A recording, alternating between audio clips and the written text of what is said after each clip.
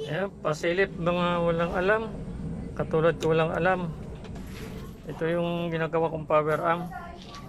Ayan, ito yung kapasitor ko, dalawa. Bali 10 first ang bawat channel dito. Tapos yung kapasitor transformer ko yan 40 amperes 45045. Tapos ito kahoy lang, plywood. Yan. Tapos ito fiberglass to. Saka ito fiberglass yan. Ayan. Ito yung pinakaharap niya oh. Ayan, madilim na. Kasi alas 10 na. Ayan. Yan pinakaharap niya. Apat ang blower nito. Maglagay pa ako ng soft start. Tapos ito yung pinakalikod nyo. Madilim. Ayan. Halos kumpleto na to. Maliban ng power transistor na 20 first. Ayan. Pasilip lang mga walang alam katulad ko. Ayan. Sigap-sigap lang. Hindi na to makaabot yata sa UR. Kasi pag umorder pa ng power transistor matagal. Eh di na ito makaabot ng UR.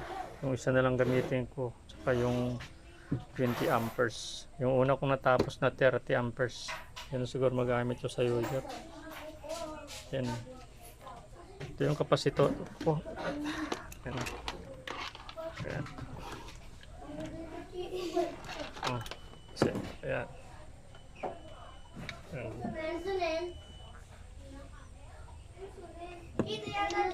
Tapos ayan pong likod.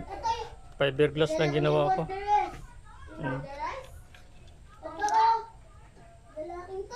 Center top ko itong dilaw. Ito na.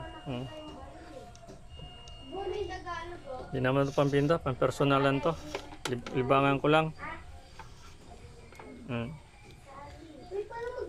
Yung gamit yung wire galing to sa mga power supply ng computer kasi pure copper talaga siya.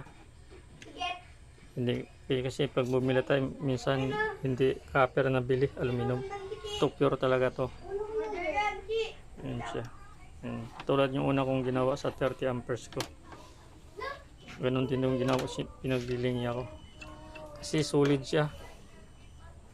Yan, pasilip lang ito. Ayan, mahaba na to. Bali 10 presto per channel. Yan.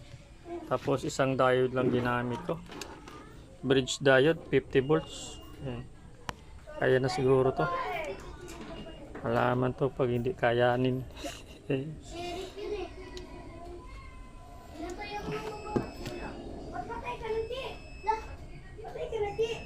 Yan.